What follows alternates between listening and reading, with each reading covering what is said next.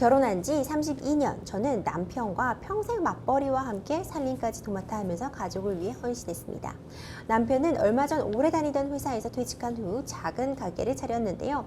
회사를 다니던 때와는 달리 주말에는 혼자 낚시도 다니며 생기를 되찾는 듯 보였습니다. 그런데 얼마 전 남편은 자신의 삶을 다시 찾고 싶다며 저에게 조론을 요구해봤습니다. 이제부터라도 자신의 인생을 즐기며 살고 싶다는 건데요.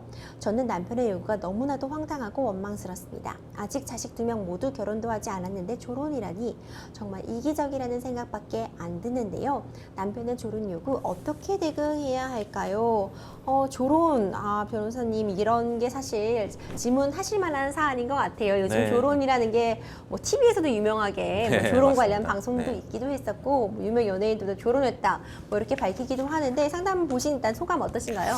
네, 말씀 주신 것처럼 이제 요즘 굉장히 이제 이슈가 되는 문제고요. 그런데 이제 조론을 많이 이제 문의를 하세요. 이게 이제 이혼하고 어떤 차이가 있으며 뭐 조론의 어떤 법적인 효과는 어떤 거냐 이제 질문이 많으신데 사실 조론이라는 거는 어떤 법적으로 정립된 명확한 개념은 아니라서 그 상황에 따라서 조금 다른 여러 가지 법적 평가들이 나올 수 있어서 좀 구체적인 사안에 따라 살펴보는 게 필요할 것 같습니다. 변호사님 그렇다면 일단 이 용어 정리하고 가면 좋을 것 같아요. 네. 말씀 주신 것처럼 졸혼이 법전에 나와 있는 단어는 아니잖아요. 네, 맞습니다. 네. 그럼 조론과 이혼의 차이점이 뭔가요? 근데 일반 이혼이라는 거는 이제 법적으로 이제 그 법적인 배우자가 있잖아요. 그럼 법적인 혼인 상태를 이제 해소하는 거. 그래서 그거를 이혼이라고 하고요. 그러니까 결혼한 배우자들이 이제 서로 법적으로 남남인 상태로 갈라지는 거. 그걸 이제 이혼이라고 생각하시면 되고, 조론이라는 건 사실 법적 용어는 아니라서 딱히 뭐 어떤 개념을 설명드리긴 좀 어려운데, 일반적으로는 이제 법적인 혼인 관계는 유지한 상태에서 그렇죠. 뭐 일종의 좀 뭐 하나의 형태로 뭐 별거 비슷한 게 될 수도 있고, 아니면 뭐 서로 이제 조금 그 생활 공간 자체를 좀 분리한다든지 뭐 이런 것들이 그냥 일종의 조론의 예가 될 수 있고요. 그 이혼하고 딱 비교가 되는 거는 법적인 어떤 혼인 관계는 계속해서 유지하는 걸로 저는 그렇게 이해를 하고 있습니다. 그렇죠.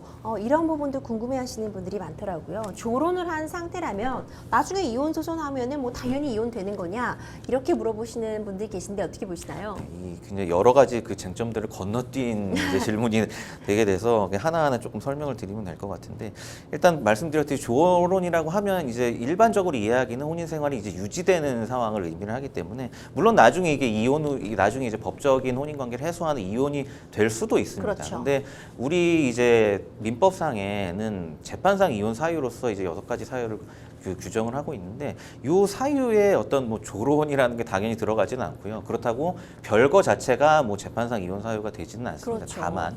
다만 이제 기타 사유 중에 더 이상 혼인 관계를 유지할 수 없을 때 이제 이혼을 신청할 수가 있는데, 만약에 조론 기간이 좀 굉장히 길어져서 그 별거 상태가 좀 오래된다든지, 실제로 조론을 하고 좀 살아보니까 어떤 혼인 관계의 실체가 실제적으로 없어지는 경우, 일종의 뭐 비록 법률상 혼인 관계는 유지하고 있는데 거의 뭐 실제적으로는 각자 사는 거나 마찬가지인 경우에는 이제 이혼 청구를 할 수도 있을 것 같고요. 그리고 또 한 가지 중요한 거는, 그거는 이제 그런 상태가 됐을 때 우선 협의 이혼을 하시면 아무 문제가 없습니다. 두 네. 분이서 이제 우리가 조론을 하고 살아보니까 굳이 법적인 혼인 관계를 유지할 필요가 없을 것 같다. 우리 그냥 뭐 여기 시체 말로 그냥 쿨하게 이혼합시다. 그냥 이렇게 해서 협의 이혼을 하시는 거는 전혀 문제가 안 되고요. 재판상 이혼까지 가는 경우로 한다면, 조론을 했는데 생활을 해보니까 어느 한쪽은 더 이상 이제 혼인관계 유지할 필요가 없어서 이혼을 해야 될 것 같은데, 한쪽 배우자분은 그건 아니고 그래도 법적인 혼인관계 유지하는 게 좋을 것 같아서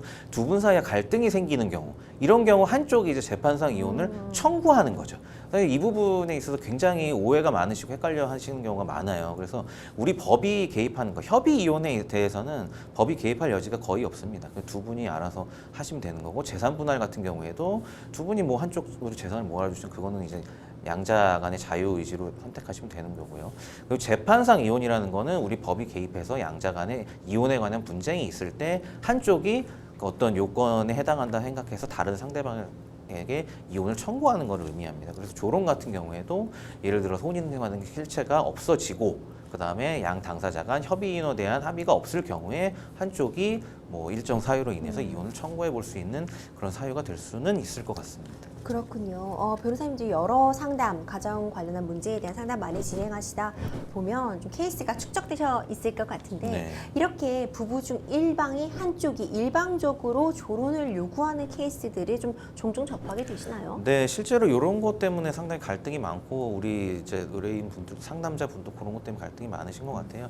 그 아무래도 혼인 생활이 좀 오래되다 보면 그 당사자 간에 좀 어떤 구속이 좀 더 세진 구속에 대해서 좀 더 어떤 회의를 느낀다든지 이런 게 있어서 조금 더 개인적인 삶을 누리고 싶어 하시는 쪽이 나오게 되는데 이런 분이 일방적으로 이제 상대방에게 나는 이제 조론을 한다든지 좀 더 개인적인 어떤 자유시를 갖고 싶다 이렇게 하면서 얘기를 하는 경우가 있고 그런데 오히려 이제 이런 경우 대다수 상대방들은 이런 의미를 잘 이해하지 못하고 그냥 어떤 이게 이혼을 하자는 의미인지 아니면 뭐 본인한테 어떤 문제가 있는 건지에 있어서 상당 부분 이 조론 때문에 어떤 가정의 갈등을 겪는 경우가 요즘 굉장히 많이 있습니다. 사실 변호사님 조론이라는 게 어쨌든 거주 공간이라던가 생활에 불리하다 보니까 자연스럽게 재산 분할이 되시는 경우도 있더라고요. 네. 뭐 집 같은 걸 분리해 사신다거나 하면서 뭐 일반적인 이혼과 차이점을 딱 짚기는 어렵겠지만 아무래도 조론으로 뭐 재산 같은 거를 나눌 때 일반적인 이혼과 차이점을 뭐 짚어주실 수 있을까요? 네, 가장 중요한 거는 아까 설명드렸듯이 협의 이혼하고 비슷하게 이제 양자 간의 재산을 분할할 일이 있으면 이제 협의를 하시면 그렇죠. 된다는 겁니다. 그 재판상 이혼 같은 경우에는 어떤 분쟁이 있기 때문에 내가 이 상대방의 어떤 그 상호 간의 재산 목록을 만든 다음에 여기에 뭐 어떤 일정 기여도나 이런 걸 더해서 그 인위적으로 재산을 나누게 되는데요.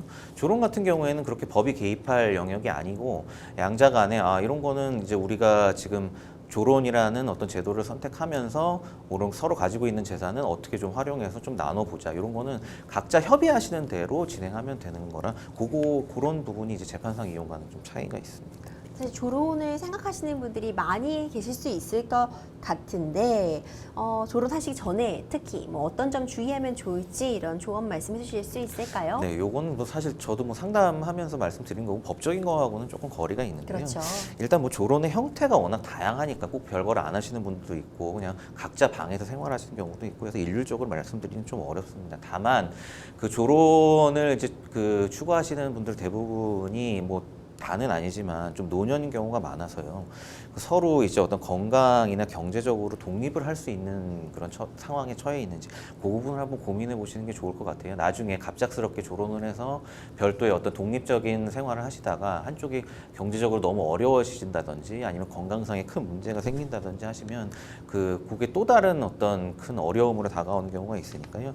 이런 거를 좀 면밀하게 살펴보시고 실제 조론이라는 것도 독립하자는 의미가 가장 크니까요. 내가 정말로 여러 면에서 독립해서 내 삶을 좀 영위할 수 있는 상황이 되는지 그런 것들부터 먼저 좀 살펴보시는 게 좋을 것 같습니다. 네, 많은 조언 말씀해 주셨는데요. 우리 상담자님 안타까운 상황이죠. 남편의 조론 요구에 어떻게 대응할지 좀 막막해 하시는 그런 상황인데 마지막으로 상담자님께 조언 한 말씀 해주신다면요. 네, 뭐 저는 이제 상담 오시는 분한테 개인적으로는 뭐 이렇게 말씀을 드려요. 한쪽이 이제 이런 요구를 해왔을 때 조금 이제 어느 정도는 이해하고 뭐 부부 사이에도 조금씩 자기만의 이제 영역을 인정해주는 걸로 대화를 좀 해보시라고 말씀드리고 그리고 별거나 이런 방법을 통해서 그럼 뭐 그 명확한 어떤 생활체를 분리하시기보다는 조금 더 상호 간의 어떤 생활이나 이런 걸 존중해서 웬만하면 좀 그 대화를 통해서 좀 해결하시는 게 더 좋을 것 같습니다.